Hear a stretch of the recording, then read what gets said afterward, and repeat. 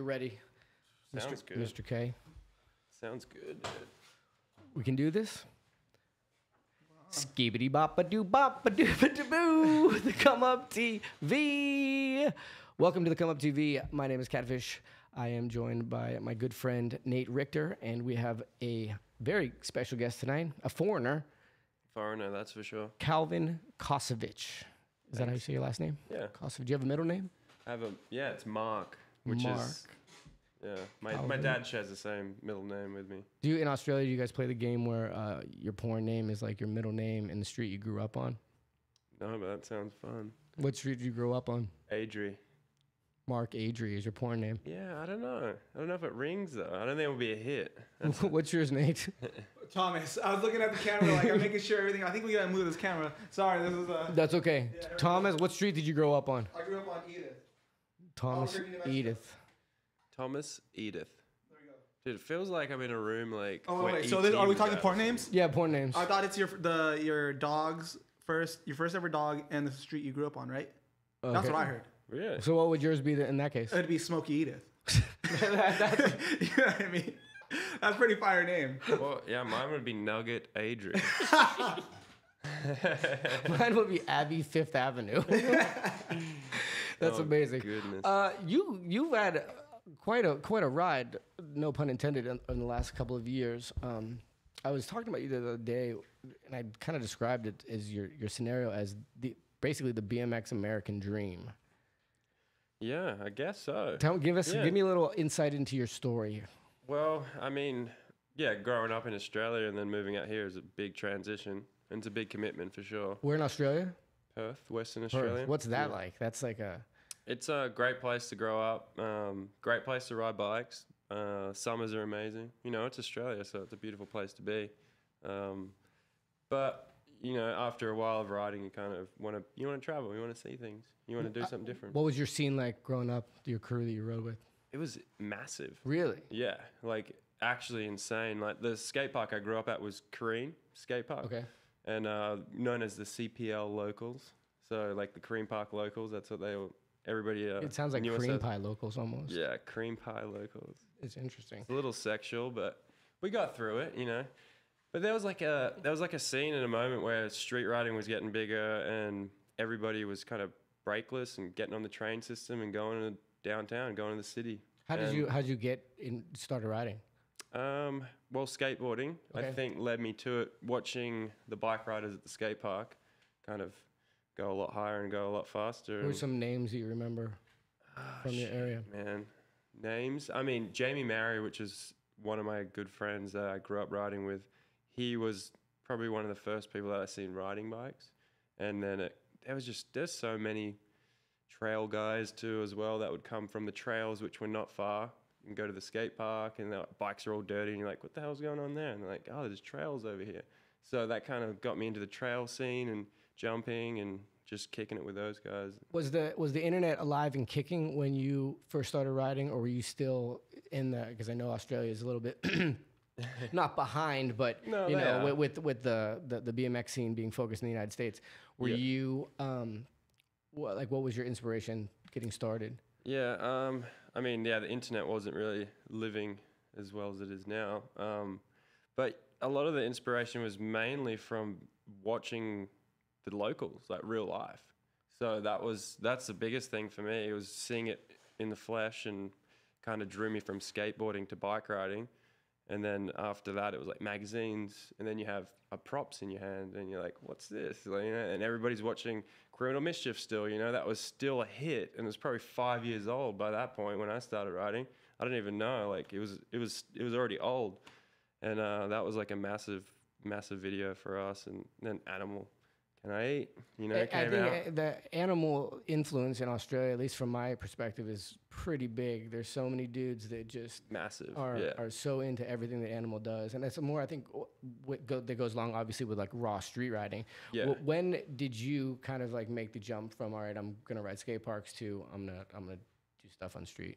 When I tried to do a front flip and landed on my back. How did this go down? That was a transition point. Well, I was like into like doing tricks. Like I love doing tricks, like skate park tricks. And then I don't know, I got a chance to like do a front flip and do a foam pit one time in Melbourne or something, and I came home and I was like, here's a ramp and here's a dirt jump landing, and I'm gonna fucking try it. And there's a photo somewhere, and I'm fucking so high up, just ripping it, and I landed on my back like probably 10 times in a row, just kept bailing, or I'd land on my butt, and I get like, that was the turning point where I was like, fuck this, I'm riding street. Like, this is so dangerous. Like, I'm not even close to landing this, but I want it. And it's like, there's so many other outlets for adrenaline if that's what you're after, you know. Are there a lot of spots in Perth? I know like some of the places that I've been is pretty crazy for spots. What's Perth like? There is a lot of spots. I think it's very,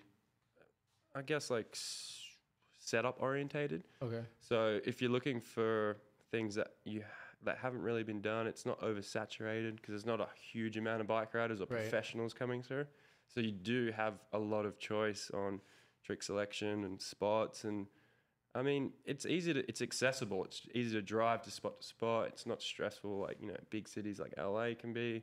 So yeah, I mean, it's a pretty good place to grow up. There's a good amount of campuses, universities, and the downtown's pretty fun too. What's the biggest city in Australia for street riding? Biggest city? I don't even know this answer. I mean, I'm going to say Perth. Yeah. I'm just going to throw it out there because I think everybody else in Australia, it fluctuates. It goes up and down. You know, you have the Plaza kids now that are street riders, and that's a transition. And there's a lot of dudes in Melbourne that have always been diehard street riders.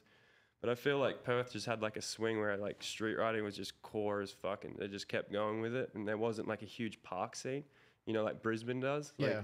Brisbane has a huge park scene, street scene. It's got it all. Sydney kind of never really came to fruition, I guess. You know, like it has so many spots, so much to ride and streetwise. It just never really came through. I think a lot of our friends out there might not know geography, but Perth is on the far western side of Australia. It's literally, there's nothing else near it. It's like literally, it's like a Reno or a Vegas where it's just out there by itself. It's out there on its own, yeah. Who were you like looking, like when you first started riding, did you want to be like a park rider? Like who did you look up to? Like were you looking at like park riders? Yeah, park riders. For sure, like Bowen and shit, dude. Bowen? Yeah. Okay, I didn't know if you want to be like the crazy. Because Bowen was doing front flips. Dude, the best. He still is like the best ever. So I was like, I'm going to do a front flip. You know, this Bowen guy, who the fuck is this guy? He was winning, the best. You know, X Games. Everything. So clean. You're like, he's Australian. I'm Australian. I'm going to try to ride like this guy. Like, don't even look like him on a bike. Not even close. But I was trying to do tricks, you know. Like, that's what he was doing. He was pushing BMX on dirt and, you know, and park at that time. What was it like for you growing up Australia? And speaking of talking about riders from Australia, obviously Australia is one of those countries that has always been super heavy in BMX. What was it like for you growing up, knowing that there were Australian BMX pros that were making it and doing it? Was that another driving force for you? Yeah, I mean, for sure. As a young kid, you're like, oh, that's cool. They're over doing their thing. They're pushing BMX, and you know, that's where you kind of look at it. You're like, oh, they're winning, you know? So you're like, oh, they're winning something. So you want to like try and win something. I don't know. You're thinking, but it's like, it transitions obviously to now where it's like, it's not about winning.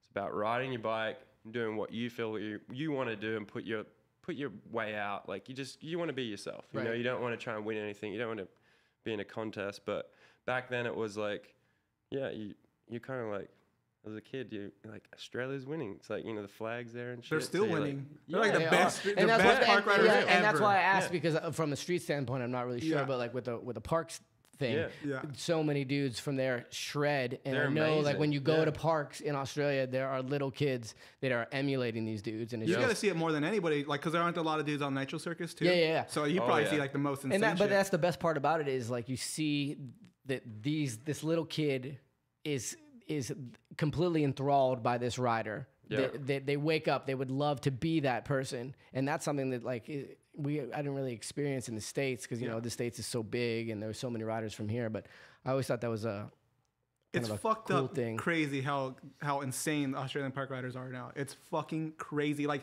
seeing level. Logan Martin just doing like 4 whips over hip like in a run. Where like does it nothing. end? That's the thing. Where the heck does it end? It doesn't. It's BMX is at its like it's not at its peak. It's just it's just going further and further and further. That's It'll what never end. I thought it was when Mir did the double flip. I thought that was it. That was it. Not right? dirt bikes That are was doing it. triple It's flips. crazy. It's so crazy. Do you agree with like that kind of riding? Do you support it, or are you like? Oh yeah, I support it. Yeah, for sure, because it's something I can't do, and when I was a kid, I tried to do, respect it, understand it, but I found my own pathway. And I enjoy watching all aspects of BMX riding. Your approach to BMX is so refreshing in that it's not just riding for you anymore. You know, you always got some other responsibilities, and we'll get into that in a little bit. Yeah. But talk to me a little bit about your mindset when, you know, you're going out riding, and specifically when you're filming, because I know that you are very particular, and your work ethic is amazing, and it shows in some of the videos that you've done. But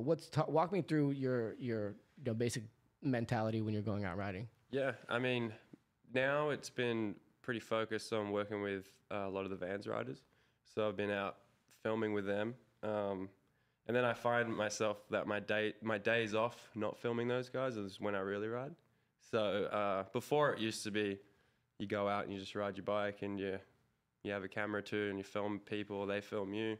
But now it's like work with one rider at a time, and then when nobody hits you up, that's your time to go out and ride. So I'm not trying to like force anything anymore. It's just time when the time's right, you know. Go out and get some stuff done. When you have a moment, go out and do it.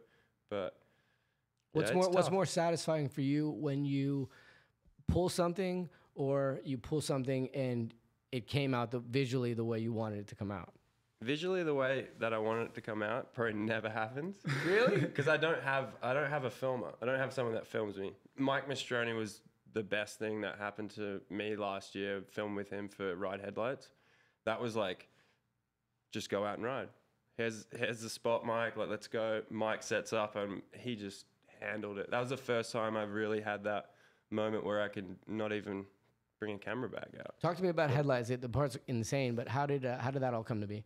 Yeah, that was Mike had like a brainchild of Headlights, and kind of he always said that he wanted to try and film a full-length video with a bunch of riders that weren't on one brand, you know, and it kind of worked perfectly with Ride. And he approached me, probably it was like early 2018. I don't know, actually, was it? Yeah, it would have been. I think it was, no, probably end of when did we 2017. 2017. Because we were right, yeah, dude, that's time flies. Early 2017. Yeah. And he was like, would you like to film a full part for this video? And I was like, hell yeah. Like, even though I knew I had other things to do, I was like busy, you know, I was like, no, I need this. I need to just have someone to go out and film with and just kick it with and just have a good time. And we managed to get it done despite 2 injuries in between. But it was so fun. It was so good to film with him and not worry. Yeah, it was just good. He's awesome. He just loved your riding and just wanted you to be in it? Yeah, I think... Or was it... He just wanted an opportunity to film with me. Yeah. And I think that's how it kind of worked with the Ride project. It was like, cool, we can go on trips now and we can film and kick it. And we get along super well. And we like, you know, we vibe on the same music. I don't know, it's just a laugh, you know. I feel that's how like everybody has felt since they ever saw... I think because we did like the TCU rail thing. And then your video part kind of like got seen that. What's the blue... what was it called, your video part? Oh, the video you made. The video? Yeah. Still Bleeding Black and that Blue. put you on kink. And then after everybody saw that, I think everybody's wanted to fucking film with you because that part is fucking insane. Oh, yeah, thank you. Yeah. But I think after like everyone saw that part, it's like, holy shit, who's this dude, Calvin? And then you're on kink, and then they see you on that shit, and then I think more people wanted to fuck with you. Well, I think that goes back to what I was saying before, where it's the American dream, where like I remember when you first came over here, you were relentless about spot hunting. Oh yeah, that was your shit. Like Always. I would like ask Biz, like, let's go out with Calvin. He's like, no, he's driving around Santa Monica somewhere. Talk to me a little bit about your mentality behind spot hunting. I love wasting time spot hunting. I love like being in the presence of spots.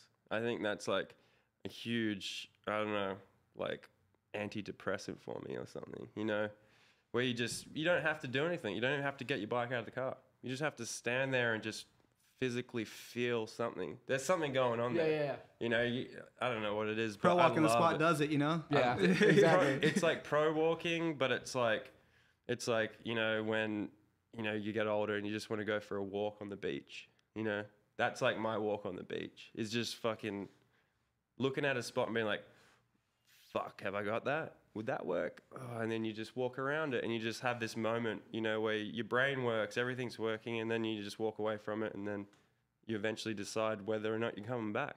And I think that's, yeah, it's good to do and to find new things you haven't seen on the internet or other people ride it's pleasurable, you know. I think also like with a filmer bike rider too, looking at a spot, you guys want to look at it how you want it like to be seen in a video. So it gives it like 10 times better. Like I don't know, just the reactions to it, you know. That's for sure. And that's another hard thing, is trying to figure out angles for these spots. And if you just have like the homie film you, you're like, fuck. Oh, Do I like, come back with a better film or something? I'm like, huh, maybe I need to wait for Daryl to get here. Had you always been into filming? When did you get into filming in your riding career? Definitely always been into filming. But I don't know why I mean, I kind of know why it sparked off, because so everybody's familiar with the VX, right? You know, that's where it started. One of my buddies came over from the East Coast to film for one of his videos when I was only 17, Troy Charlesworth. Shout out to Troy. And he came out and he was filming a full-length video, and he had one of my good friends, Jamie Mary, had a part. So they were filming together, and he invited me to come out and film. And this is the first time like I had any like idea of what filming tricks were. And we went out and we filmed a bunch of stuff and ended up getting in his video. And after that, I was like, what do I do now? We need a camera. So I saved up. I was already working. I was an apprentice plumber. And I was, 2 years into that already. So I had some money saved, and I ended up buying a VX 2100. And then I got the fisheye, got the Century Mark II, not the Mark I. So obviously it wasn't a VX 1000 setup for you diehards out there. But, you know, I got in there, and I still have it to this day. It's at my parents' house, you know, sitting there. But I got that camera, and that kind of was like, all right, let's go out and film with the homies now. And we have a camera. We don't have any excuses. And I almost like quit riding back then, because I didn't have like an outlet. I was just like doing it. I was like trying all these park tricks and shit, transitioning into the street now. And I'm like, oh yeah, this is fun. But like, and then this video wave thing happened, and it was like, oh shit, we can just go out and film videos now. Like, this is awesome. This is what we want to do now. And it's like, yeah, everybody was on board and filmed like full length video on the VX, and then I transitioned it to HD cameras and did a full length on that. And when you had the VX, what videos, BMX videos, were you into at the time? At the time, I mean, anything that was coming out. Like, it was anything around that 2009, 2008 period was just like, yeah. I mean, everything was sick. So who do you enjoy videos from? You know what I actually really enjoyed around that time was Voices, number one. Oh yeah. That was one of my favorite videos. I think that was, I'm not gonna say it was better than Animal, but Can I Eat and Voices, I thought Voices for sure. But shout out to Coxie. Yeah, I think that was just like, they had an image, they had a vibe, they had different music. It was just a whole different, you know. What kind of music are you into? Right now, depressing music. If that is all, that genre? all dressed in all black. I mean, it's Valentine's Day, so I just do you have a Valentine? Or are you single? No, I got a girl. She's in Boston right now. She's at nice. Harvard. She's got a conference of some sort for school. So. I was hoping, well, he was hoping as well, that Nate was going to bring the dog out here so we could share your Valentine. Come on, man. You should have brought him. Or her, sorry. So you're an apprenticing plumber? I was. So, yeah, what were you doing? People need to know what your actual, like, not your money maker, mad money maker is. Oh, the plumbing game. Yeah. I mean, there's plumbers out there. They know what's up. But yeah. It's tough. It's a hard job. Pulls in some cash. I mean, if you want to get into it, we can get into it. Everybody hear needs a crazy plumber. plumbing story? Yeah, hell yeah. Oh, shit. I mean, I've got a fair few. I mean, a lot of it's, like, pretty disgusting. Do you have any stories where you like went in? It was like a hot MILF.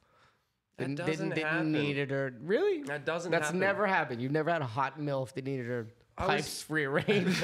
I was doing like new housing, so everything was being built. Oh, so it's like so all I brand was new. never really dealing with the clients as much. I mean, you'd have maintenance jobs that would come through every now and again. You have to like, you got 5-year warranty on your work, so you come back and you'd have to fix shit up. But I never had any like weird sexual things happen on my work side, but I definitely had some disgusting stories.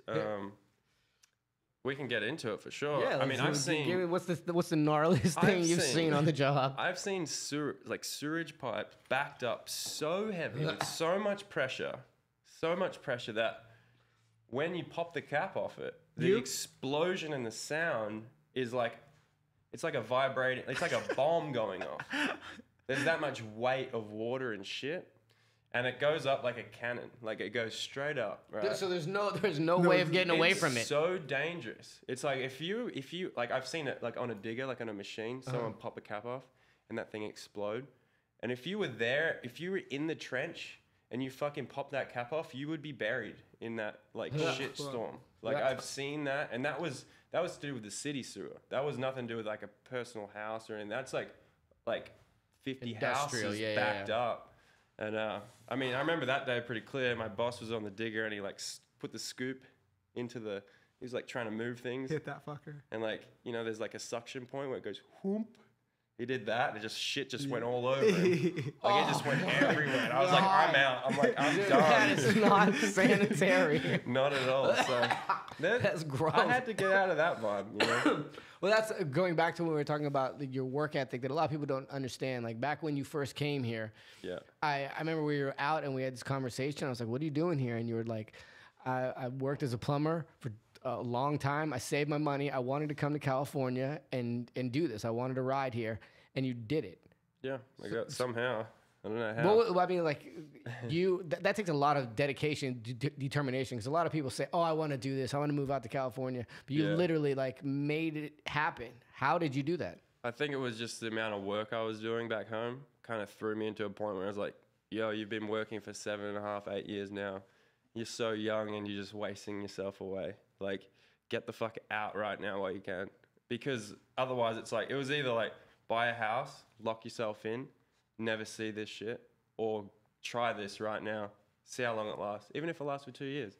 That's like the best time of your life. Yeah. You know, so like right now I'm like 5 years deep and I'm like, fuck it, man. I'm still going. It's still fun. I'm traveling. And it's still getting better. You're just getting started. Yeah, I feel like that. I feel like I missed out on that like 18 to 23 range of people's careers in bike riding. You know, I'd never had that. I was just working. Yeah. And now it's like I had to wait a bit longer. I didn't have to wait. I've been doing it the whole time. Nothing changed. When I was working, I was riding every weekend.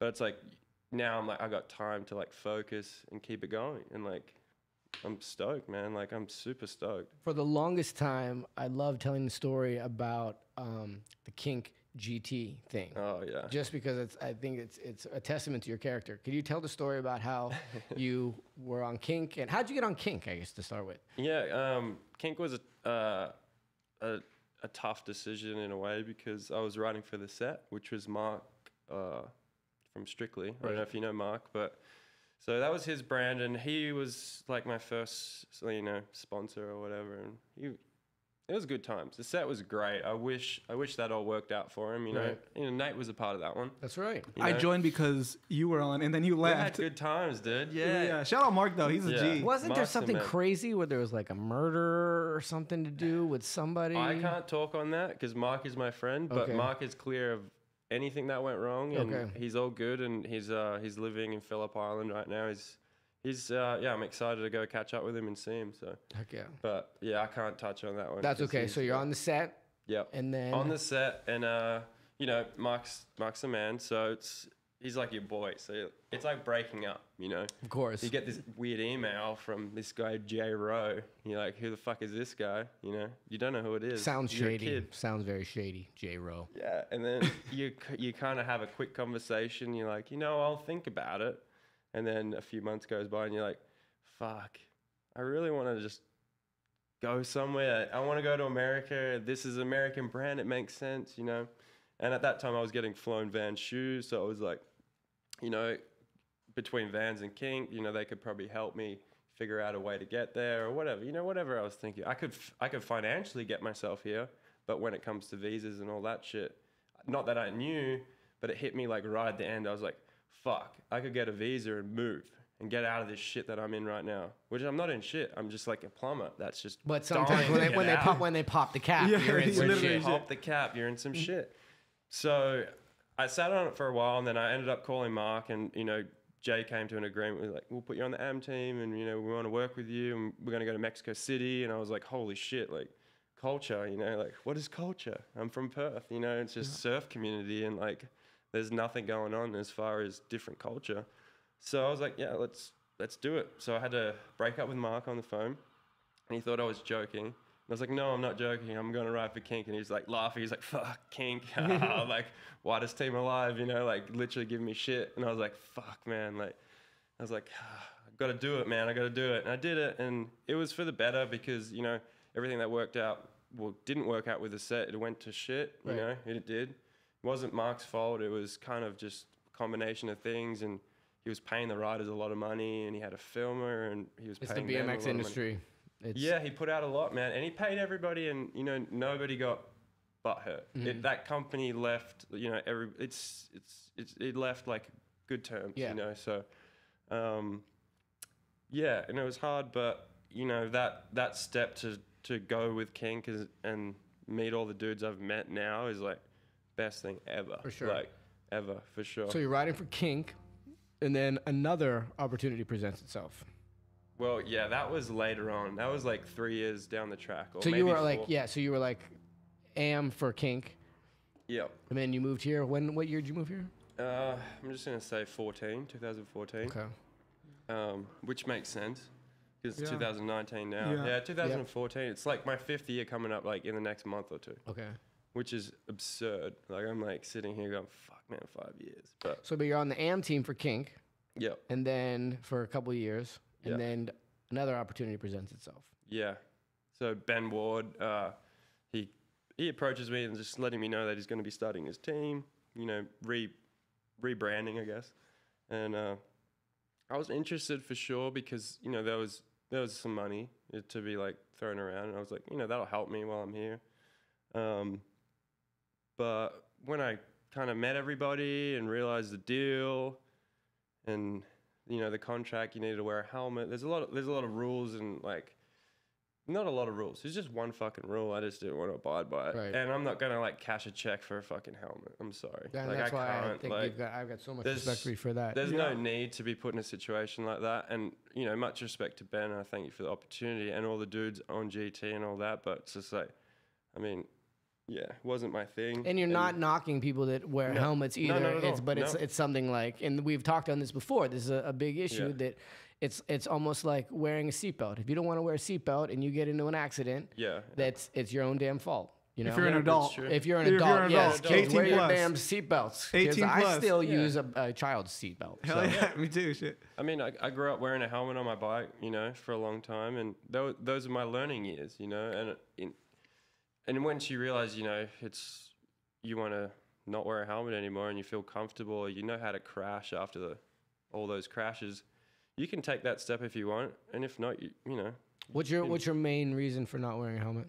It doesn't look good at all. It looks terrible. That's just me looking at myself in the mirror. You're an artist. You're allowed that opinion. I don't mind what other people look like on their bikes. It's not my opinion. Like they can ride their bikes. You can wear whatever you want. That's what we're. Be you. That's who we are. We all, our personalities are formed off our fashions. Look at all of us. We have our own little thing going, and the helmet doesn't really abide by me as far as that. But it also like puts like a, like a pressure as far as like doesn't look as organic or natural or like free like it is. BMX riding in the street.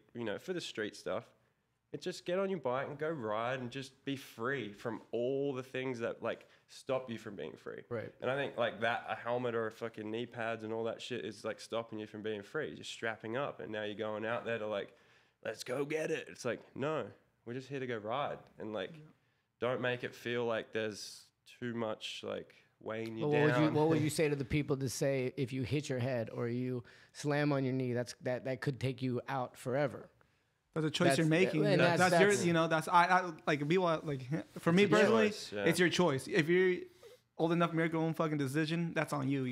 Yeah, it's tough I mean, people probably give me shit for talking about this, but we don't know when we're going to die. We don't know what's around the corner. We just enjoy it. Like, and you know, you can eat healthy your whole fucking life and get lung cancer. Very true. We've seen it all before. It's like, nothing's going to stop you from what's inevitable. So just do you, you know what you need to do. Yeah. Don't worry too much. Don't worry. Don't think about things too much.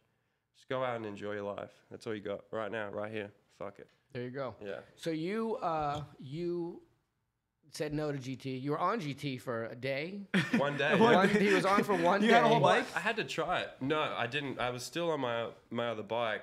I had a frame that they gave me for the day just to hold. But I had to, I went out and filmed one clip, and came back, and next day I handed in the frame and said, I can't do it, man. Sorry. So you went back to Kink. Shout out to Kink. Yeah. Obviously the most understandable You brand in told the them? world. You It told was them you were it going was to? like a 24-hour turnaround. Wow. Oh, damn. Probably- we knew you'd be back. Probably We 48 hours. knew you'd be back. Did J-Ro say that? Like, Yeah, we you'll did. be back. We'll leave the door open Yeah. for you. Literally, like, I text the whole team. I was like, hey, guys. I'm like, I'm going to GT. And then next day, it's like, I'm back. Oh, fuck. Yeah. I was like, I knew it was a bad decision, but it was like, I needed to try it out. And as soon as I was out for a day, I realized it was a bad one. How's Kink been?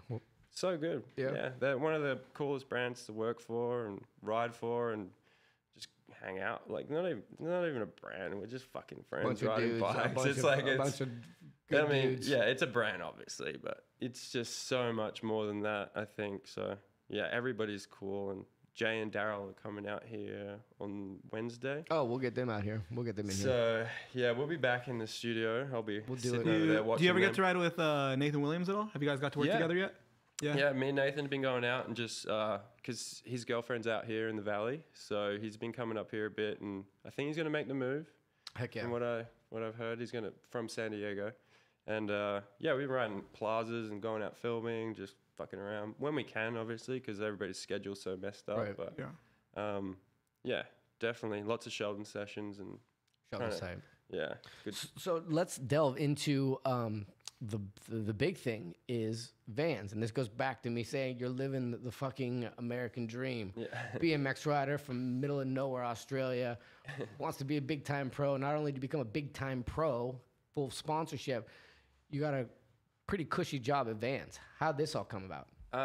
Well, that's just kind of just starting, I guess, as far as like filming the dudes. I've always filmed the guys for like projects, like Illustrated. I help film that, and right now we're working on kind of like it's like a mini full length with select dudes. Ty Morrow being the main character of the film, and that's going to be coming out in July. And we've been working on that for the last year. But that was kind of like my brainchild.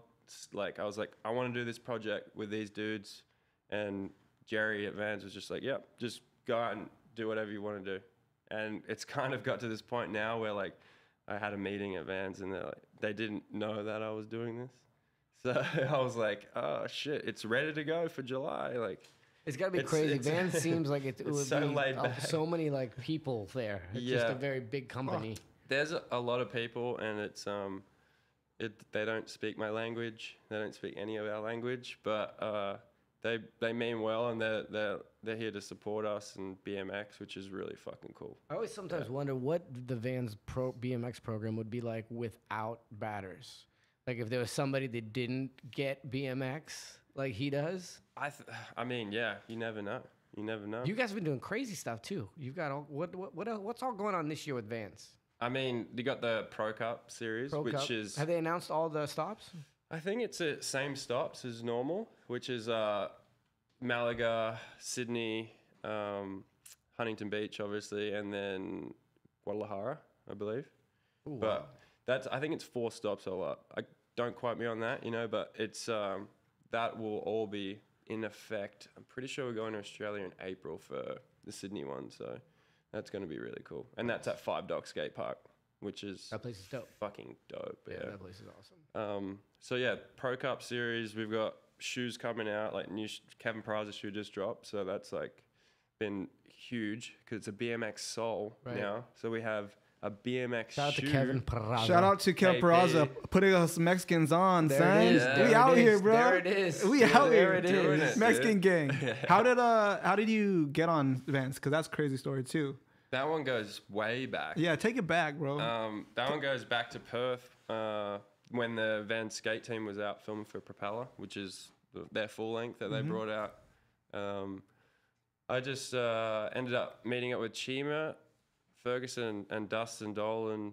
Kind of just hang out, help them out with some situations that they needed to be situated with. You know how it goes when you're traveling. Right. And, we were kicking back, and one of my good friends, Harry Clark, who lives in Perth, was tour guiding him. So that's kind of how I had the connection with that. And he was like, have you got any spots for these guys? They're trying to film for this project. You know, they're trying to go in. So they're looking at BMX videos. I gave them one of my videos. They watched the video, and, the next day at the bar, they're like, holy shit, man, like, that video is fucking crazy. All you guys killed it. And then the team manager is saying, we want to give you some shoes. Like, the skate team manager. I'm like, oh, shit, like, that's a bit crazy, He's like, I'm going to forward your shit to Jerry Batters. Like, send Jerry your part, and we'll get you some shoes, So that's kind of how it happened, just kicking it with those guys and helping them with some spots, and they watched the video. So I was super lucky. How did you make the jump from sponsored rider to getting a check from them? I mean, yeah, true. I don't know. Fuck. I came to America. Came to America, yeah. I think that's just coming to America. I think that, because, I was back home for probably a year and a half, until with that, Jerry sending me some boxes and that. And then once you come out here, you're kind of more a part of, I guess, like, the industry. So it just makes it a little bit easier for people to, like, identify you and talk to you and, like, know what's going on. And I think that's just, one of the biggest steps right there, I guess, moving to the place where it's happening. What does your family think of all this? They're pretty good about it. Were they into it when you initially made the decision to stop? Not really, no. They just saw, like, a financial drain. Right. They're just like, you're going to waste all your money. And I was like, I mean, yeah, but I earned all that money, so I can waste it too. But, yeah. Have you ever been in a magazine? As we talked about magazines going out of business. I did get in Ride BMX. Oh, all right. Shout out to Ride BMX. Shout out to Ride, and I know we're on the come up, but shout out to Ride. Thank you for being there for everybody. No, You fuck guys that. killed it. We need as much BMX as We possible. need it So all, it fucking yeah. sucks. There's no gang shit. Like, you know, we RTC, but it sucks because people are, It's you know, one less people getting coverage exactly. and shit, It's one so less media source. Agreed. That doesn't mean Yeah. BMX is getting smaller by no means, though. I No. don't think so. No. No, not at all. That's it. That's the other thing people are saying. I mean, what did Dan Crook say something? He's like, BMX is at its lowest. Yeah. I think Team Weed posted that or Yeah. something. It's not. Do you run Team it's Weed, by the not, way? dude. I mean, I've been known to log in a couple times. I heard that you But- might be one of the guys. I'm maxed out on accounts on my Instagram right now, so I need the login details again. You can send it back. What's your favorite Instagram account? I don't know, 540 Kush. 540 Kush. I think don't know so. what that Because they're is. like low key. Do you follow any Instagram models? No, because they're not. I can guarantee you, they're not even going to be half as cool in real life. Talk to me a little bit about moving to California and the expectations that you had versus what it really is. Expectation. I mean, honestly, I was lucky when I moved here because I felt like all the crazy shit that I thought California was about happened to me. And then once it happens, then it's just like the dragon has disappeared, and now you're just used to chasing it. You're just used to it, yeah. But the expectations were definitely big. As always, you're like, this is a place where shit's going on. People are inventing, creating, and doing cool things, and things happen for sure. Do you love it here? I think I do. Yeah, Could you see yourself living here forever? Could live here forever. But there's so many other places in the world I'd love to go. I wouldn't say I want to live, but you just don't know. You don't. What are your know. top 3 BMX cities that you've been to? I'd say Barcelona for sure. Just recently went there with the Vans guys to film for this project, and mind-blowing, overwhelming, too many spots. Couldn't make a decision on riding. And that's kind of, it's good. It's a blessing in disguise. You want that. But yeah, Barcelona for sure. I mean, Perth, I love, for the riding, it's great. Like the vibe, the scene, going to the pub, having a beer with your friends, and going out and filming street shit. It's amazing. And then I have to say, next city, shit, what am I going to put it? Shanghai was pretty sick. Shanghai was sick. I wouldn't say it's not just for the riding; it's for the culture, man. Everything. How do you describe China? Think about it. I've been to so many crazy countries. Don't you? Haven't you lived there for a while? Yeah, Catfish has been everywhere. I've been in Shanghai with this guy. I love it there. Yeah. How do you describe China to somebody that's never been there or they're thinking about going? Because I always tell people, for BMX riders, it's so cheap, and it's for the spots and the culture shock where you're gonna leave, you're gonna come back home and say, "Holy shit, my life has changed." Yeah. Talk to me about China, dude. Culture shock, man, for sure. Communism at its finest, right? Like everybody working 24/7, just drills going off, like lights beaming into your apartment 24/7, construction. Like it's insane, and the people they don't even know you exist half the time. They just like you just walk by, like I don't know, it's weird, and then. I don't know. It's so hard. You just need to go, honestly. I just want to tell everybody. It's so cheap. Like, it was like a $400 flight. It was, I think, a $50 visa. And then $300 for a freaking 10-day apartment, Airbnb, split between 4 of my friends. Yeah. And I couldn't spend $10 US a day eating and drinking and smoking. Is that where the red light district is?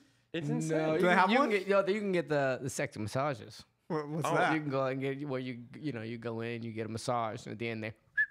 Rub and tug. Rub and tug. The tuggy. Is it legal?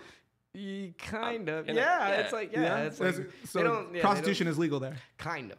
I mean, it's not really prostitution. They're just going. But what about fucking? I've never gone that far. I've never gotten to that point. Do they? So like the way the communism works, is it like you're kind of born and you have a job pre-set for you? Is that the? Well, I think it's more along the lines of like you are a servant to the country where you know, from the time you're a certain age, you know that you're going to go to school, graduate, go to college, and you're going to do this. That's the thing. Like some of my friends is like the stigma that's associated with being married is so big that there's parents that are always pushing their kids to get married. That's their big thing. To a Chinese lady, right? Yeah. And nobody else? They have, I don't know if it was the last podcast I was telling, in China they have parks where parents will go and they set up these big poster boards and it'll be like a picture with you, Nate, and you riding a BMX bike and all the things that you're into. And they go to these parks and they just sit there and other parents will walk around and look at to try and so it's real life Tinder. It's a real life Tinder, but your parents. It's real life Tinder, but your parents are swiping right or left. So fucked up. Crazy, right? Oh my goodness. It's definitely a different world. What did you think of the spots in China? They were great. Yeah, plastic pegs for sure. Don't bring metals there. Yeah, it's all marble. Lots of marble. And it's it's not really well built. A lot of the places. Yeah. I don't know if you've noticed that. It's built. It looks great on the surface, and then underneath, it's just really bad quality. Yeah. So sorry to say that about China, but that's what it is. Yeah, I've seen so many. I remember the first time we went Kaczynski. We get out of the hotel in Kaczynski. There's like a marble ledge outside of our hotel. Kaczynski just feebles it and just it breaks like the chunks of marble. You probably got what's the consequences for that? Oh, they don't give a shit. They don't? No, hell no. Oh, that's not the city where if you spit on the floor or something. No, that's Singapore. That's Singapore. Oh, okay. Yeah. That's I've only been to Mexico and Canada, so I don't know shit. Oh no, China goes on. You need to get out, dude. California's where I always want to be. I'm chilling. We'll do a TCU trip to China. We'll go shout out to the homie Kane. Honestly, worth it. What do you think of like the current state of BMX? What do you think? What would you like to see more of and less of, or do you just not care and just stay in your own lane? Yeah, more or less of. I mean, I think less hunger on social media. Yeah, for sure. I think such as like the bar spin down, double bar spin down El Toro. No, that's sick. Kid fucking did it. I mean, I think it's more or less like just people just constant fucking feeding you every day. Yeah. I'm like, I don't want to see that from you. I want to see you just be who you are. I don't need to see you riding until you put out a part or your brand puts something out with your name on it. Like, if you're a professional bike rider, that's how you should treat it. I mean, young kids coming up, go hard.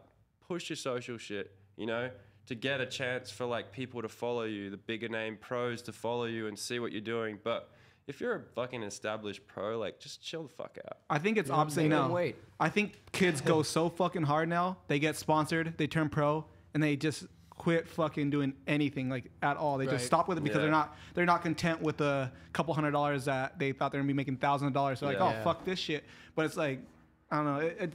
It's fucking crazy. That's all I gotta say. It's like work harder. Like you should just ride bikes just because you love it and just go in. Like if you're getting paid, you should just be stoked on getting paid for doing what you love. For sure. I mean, just set good examples and like, just don't go too crazy or over the top, or don't judge yourself off somebody else. Don't ever judge yourself from somebody else. Well, I think that's a big one because I think people they see guys like Garrett, where Garrett will post a couple riding clips and they're just throwaway clips for him, but the rest of us are like, what the fuck? So I think so many kids see that and they're like, okay, well maybe I should go hard and then pretend that I'm just fucking around, a trick that it took them 3 hours to film the line. They put the caption as, just a throwaway clip. I hate when their video part is actually the same exact.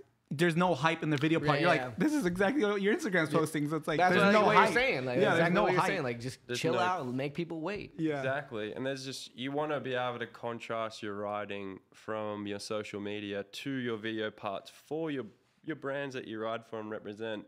That should be greater than what you're putting on Instagram. And it's like, it's not about like quantity. It never will be. It's all about quality. That's all that matters. Just quality. Focus your quality into your video parts and for your brands and to make your image look good. And don't just put out constants. Just don't go out and do something for the sake of doing it because you feel obligated to like show the world that you rode today.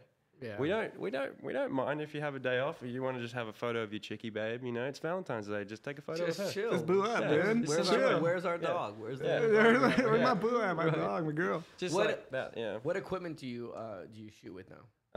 Just basic stuff, man. I mean, I got a Super 8 camera, which is dope. I love using that. Is that the thing in the little box? Yeah, that gives me anxiety when we're riding. I'm like, oh, it looks like it's so. It's a threat. It's definitely a threat. But that little box has the Super 8, and then I have Blackmagic cinema camera, which is a little old and outdated in some way, but it's not. It's got really good technology in it. It's a beautiful camera for shooting studio or cinema shots and that. And then I have a GH4 with a gimbal rig, which I transitioned into filming fisheye with.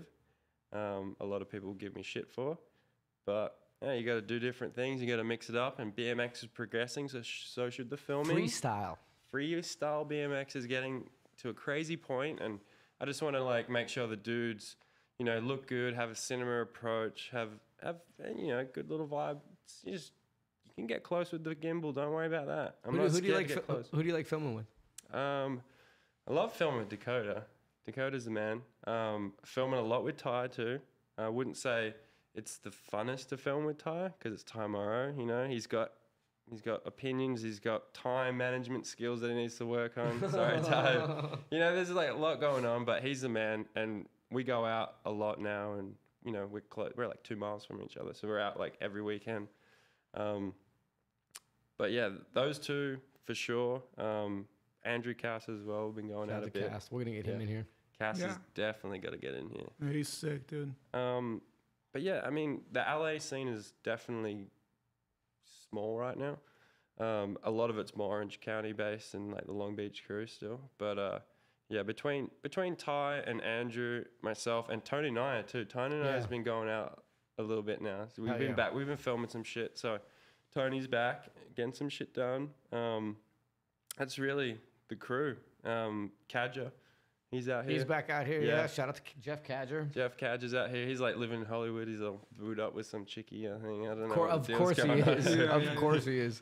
Yeah, but yeah, it's good. I mean, I'm not trying to force myself to drive around LA every day to film with people. It's just.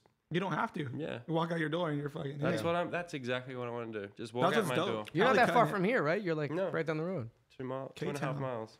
K-Town. Right what brand do you think is doing the best right now? Like image wise, riding wise, or like in filming wise? Fiend, dude. Fiend. Fucking Fiend. Everything they do is just sick as fuck. They don't do the most. It's like I said, it's fucking quality. But that's also one where everybody is waiting for it. Yeah. They can't wait. I wish Fiend did a little more.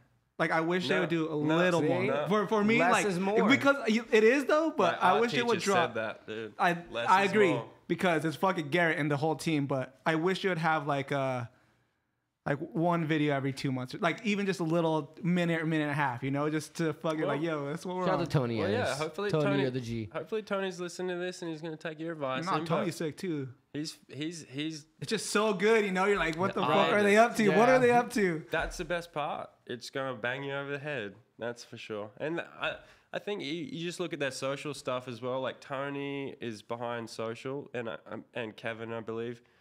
But everything just looks proper, professional. I fucking told Tony this like a few months ago. I was like, your shit just looks so good on Instagram. I fucking hate Instagram, but every time like you tag the fucking photographer, the filmer, everything's looking nice. You're up to date. As soon as a video comes out of one of your writers, you're onto it. So their image, I think, looks good, social presence wise. And then as soon as their video shit comes out, it's fucking next level. And they've got Rekus, Lewis. These kids are gonna fuck shit up. Dude, Like, insane. He, like- Tony's been in the game for a minute, right? Like yeah. filming game, Yeah, because yeah. he's in Insearch, right? yeah. Like, Oh, yeah. Yeah. Okay. Because I was like, whoa, I didn't know he's in the game so long. he's Hey, been in it. Connor's been in the game a long Yeah. time as well. Yeah, So yeah. they know, and I think that's super important, having people that Yeah. understand the culture, Yeah. and then they push it back out, and it's Yeah. not contrived, or it's not, oh, they're trying to be something they're not. Like, you know that it's Exactly. legit. Fuck with Yeah. the vision. Yeah, They exactly. I fuck with that vision, 100%. Where do you see yourself in 5 years? In 5 years? I mean, definitely grinding. I'm not gonna say I'm gonna Literally. be retired. Grinding Okay. or sliding? Sliding. Sliding or yeah. grinding, dude? I actually got some plastic pegs. Dude, you're always today in the switching. You mail. bipolar with that shit. Yeah, I know, Shout out to dude, Kink. yeah. They sent me some plastic bags too. So Yeah. shout out to Reese. They Thank got you. good pegs there. They got great pegs. They slide forever. I screwed up and I ordered the 3.5s instead of the 4s. You got the 4.75s, I was Playboy. thinking. Strangers. Yeah. Yeah. 4.75. Hell yeah. That's my Hang on. peg. He's Where did not. it He's come not from? confident in his. Yeah, I'm not grinds. confident. I got commitment issues, dude, in the grind game, Oh, son. dude. Maybe in life, but you know, we got it. Sometimes if the pegs are too long, you kind of hit them on their way up. You know, you That's the gotta be point, careful. dude. You cheek it up, cheek it out, Bonk, bonk. you know, in and out. Oh, it's dangerous, dangerous. But yeah, I don't know what else to talk about right now. What do you guys got? What is the craziest thing you've ever seen or experienced when you were out riding or filming? Craziest thing? I mean, yeah. Shit. Ever fought a security guard? No. I'm the sort of person that just diffuses Yeah. anything dangerous going on, or I want to come back to spots, so Right. try and speak nicely and just leave and come back at a later date. But I mean, I can't say I've seen anything super gnarly go down. You know what I mean? Like while out filming, like besides the crash here and there or someone having to go to hospital, but that's about it. It's been pretty Especially lucky. since you've been in LA for so long. There's a lot of crazy shit that goes down every time you go out riding here. Yeah, honestly, maybe the crazy shit to the rest of the world just isn't crazy to anymore. us. I don't know. Who's I've the most lost it. famous person you've seen on these streets out here? Famous person? He hangs out with famous people, That's dude. right. Don't So forget, I'll- Corey Bowen I- is his I boy, know. dude. That's very true. Bowen That's is very pretty true. famous. I mean, shit, yeah. Do you know who David Lee Hart is? David Lee. I know who David Lee Roth is. Yeah. So not that. But, Not that guy. Do you know the Tim and Eric show? I do not. Okay. I So we know, won't the, even I, know talk the, I know about the Big Les show. Yeah, you know the Big Les show. So that one's hilarious. But anyway, don't worry about David Lee Hart. Anyway, so he's famous in his own little world. Okay. He's crazy, but he lives in my apartment complex. and Oh, wow. We kick it. I got him his train set back from Melbourne that he paid $1,500 for, and he still owed another $1,500. So he needed me to help him get his train set back. Train like a model train. Model trains. I love this guy already. He spent $3,000 on model trains, and he's like the craziest person. But if anybody out there, just Tim and Eric, David Lee Hart, just watch his songs. He has puppets and shit. He's crazy. But We need to I get live him in Live here. I on live in California here. Public Will you, Access. will you come back in here with him? We'll do a podcast with him. I've asked David, how much to have you for the day? And he said, Like pimp him out, dude. Buy the dude. he said, how does 500 sound? Shut the fuck up. Not even joking. $500, you got David Lee Hart for the day. And he's 2,500 closer to paying off that train set. Oh man, it's crazy. But yeah, he's in my apartment complex, but he's funny. But they did actually film Tim and Eric there, which is a comedy. What is it? Comedy show? Was it on Century or Netflix? some Public shit? access? I don't even fucking know, dude. Probably the interwebs. People know. It's in the people know. computer. Do you think you'll ever make a Australian video again? Yeah, Perth for sure. video? For sure. Yeah. Yeah. I'll get back into town and definitely film some shit. Who are some of your favorite people filming over there?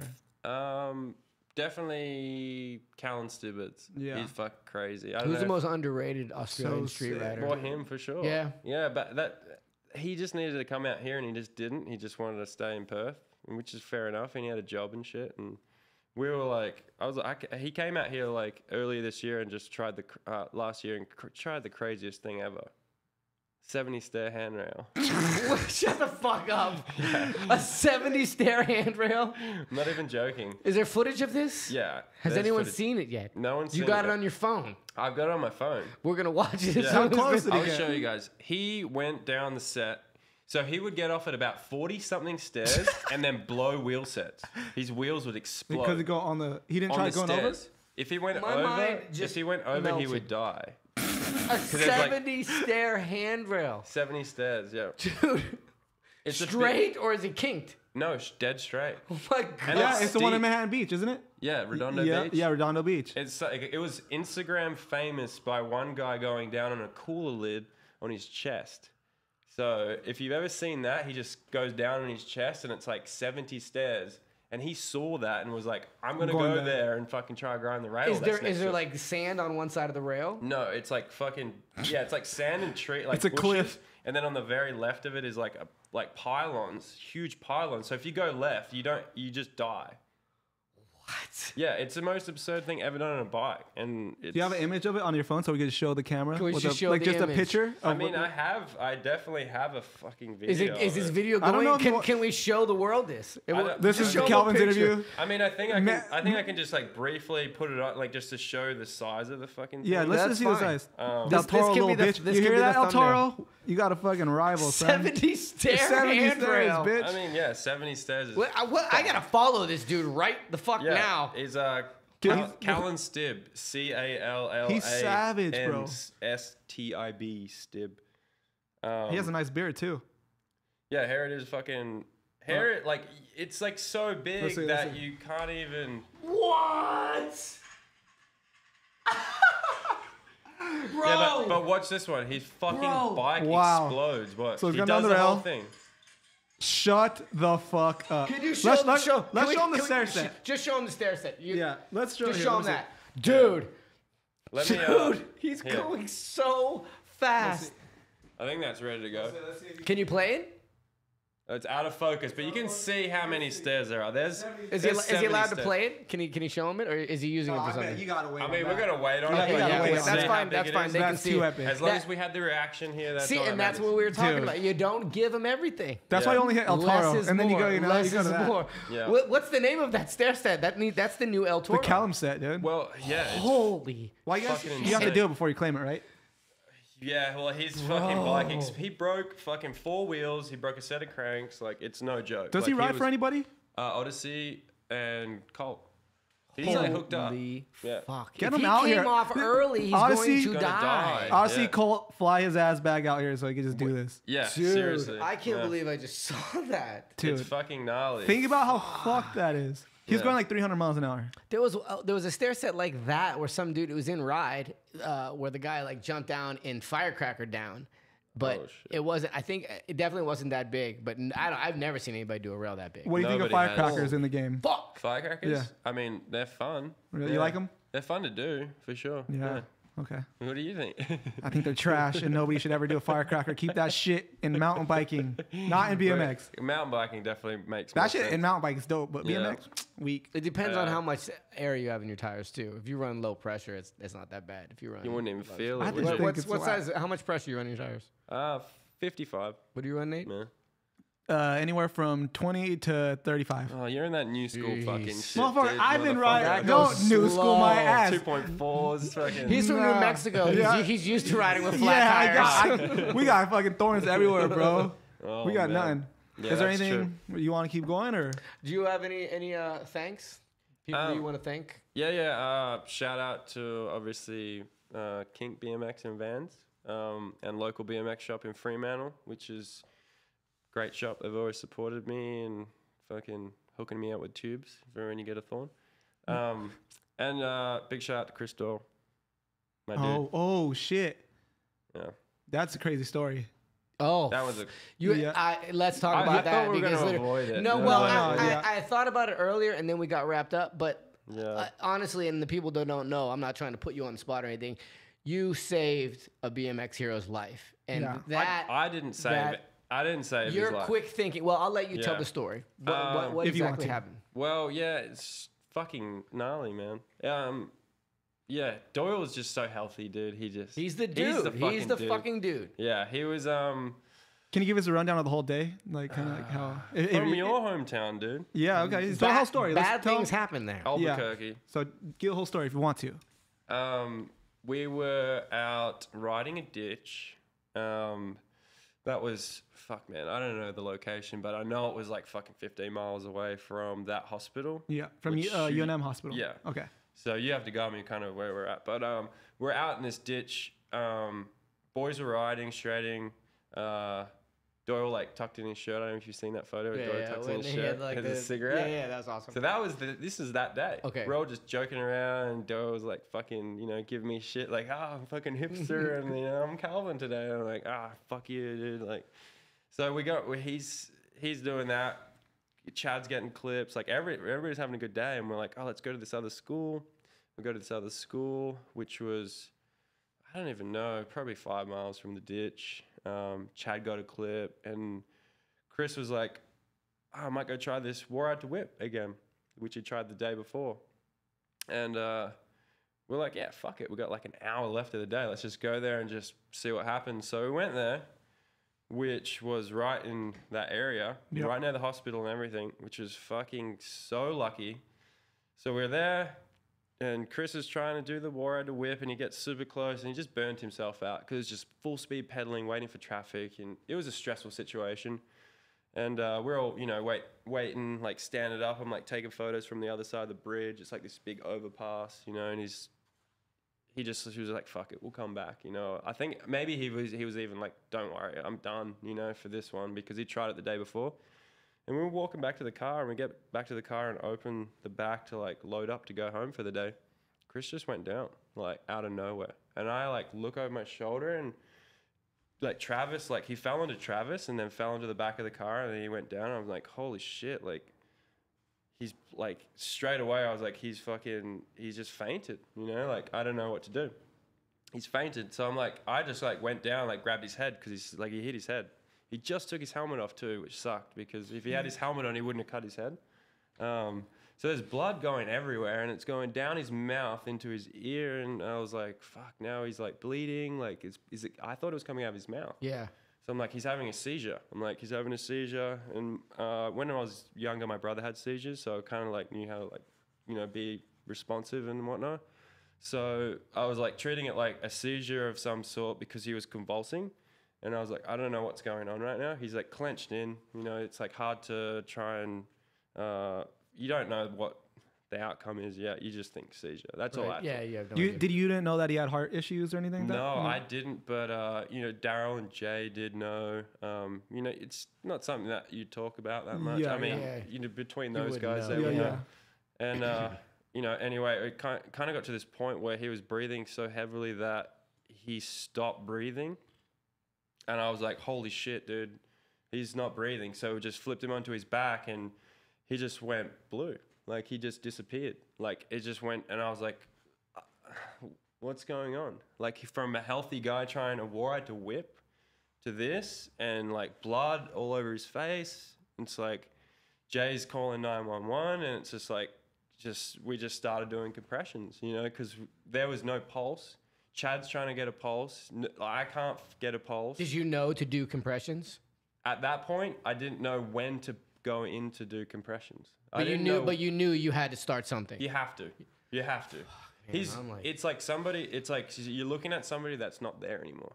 And you feel like it's like so much of like there's just a takeover. You just like, I gotta fucking step into something. Something has to happen. And I just did compressions, and then Jay got on the phone, like, and they were like, do this rate. So I just went with the rate. And I stayed with that rate until the paramedics came. And then the paramedics came, and I remember like fucking I was still going, and I had nothing from Chris the whole time, man. How long did it take for the paramedics come?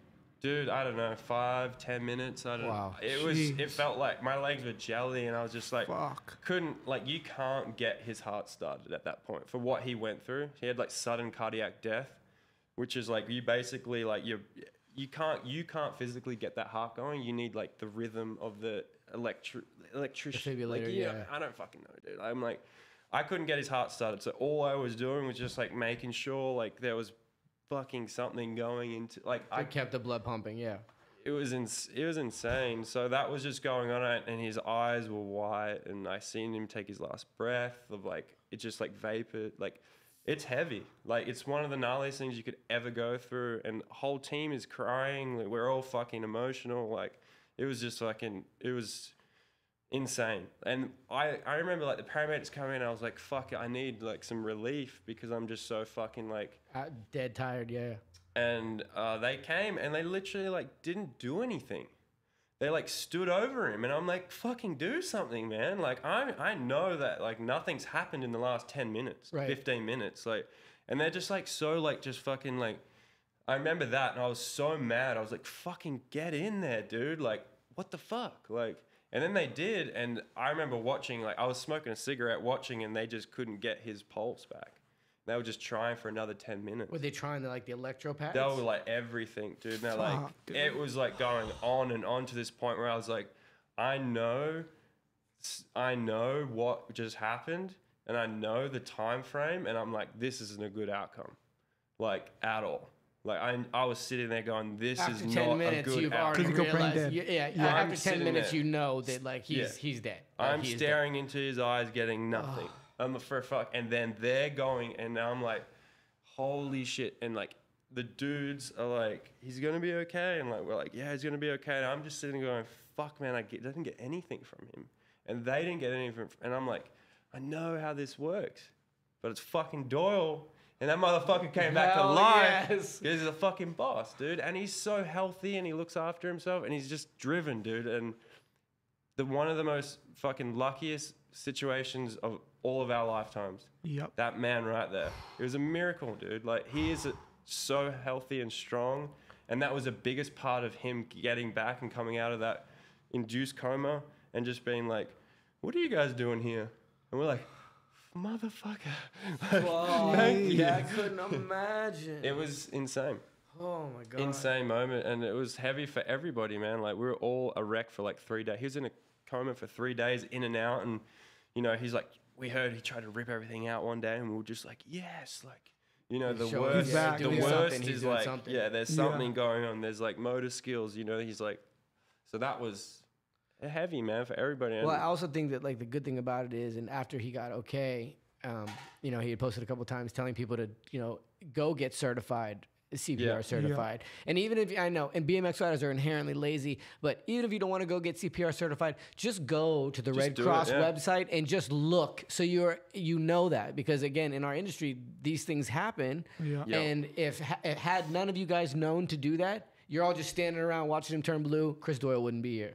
Yep. So it's like one of those things where, like, literally, guys, it takes 2 seconds. Go to the Red Cross website and look up what to do if they can't breathe for CPR. Without a doubt. Yeah. Wow. It's definitely something you need to do. And we need Chris Doyle. Oh, yeah. We need him. He's going to be there a very, very long time. Yeah. Wow. That is heavy. Wow. So shout out to Chris Doyle. Shout out to Calvin. Shout out to Calvin. We covered a lot. Moves the American saving lives, dude. That's right. That's the biggest rails. American dream. Yeah. Literally, you came here, you got your visa, you're working advance, you got a BMX sponsorship, you're saving fucking lives. You are the type of immigrants that we want in this country. Don't build. Oh wait, the wall doesn't matter. It doesn't matter. I'll fly in. He'll fly over the wall. Anything else you want to cover? Yeah, what do you got in the future? Let's end it on the future. What can we expect from you in the future? Right now, we're working on a kink video. So I don't know if it's really been put out there, but Daryl and Jay coming into town next week. Nathan's got a frame coming out, so we're going to be doing some promo stuff for Do we have a name for the frame? Yeah, it's the Help frame. The Help frame. Yeah, so it looks sick. I love it. And they have like some props that just got sent today from Dave Fortman, the art director, that are going to be used for the commercial. I don't know if you've been watching the newest Kink stuff, but they're all kind of comedic and funny. And I don't know, they've been going down that route. So I think there's going to be something pretty funny coming in the works for Nathan's Is it going to be weed related like the last one?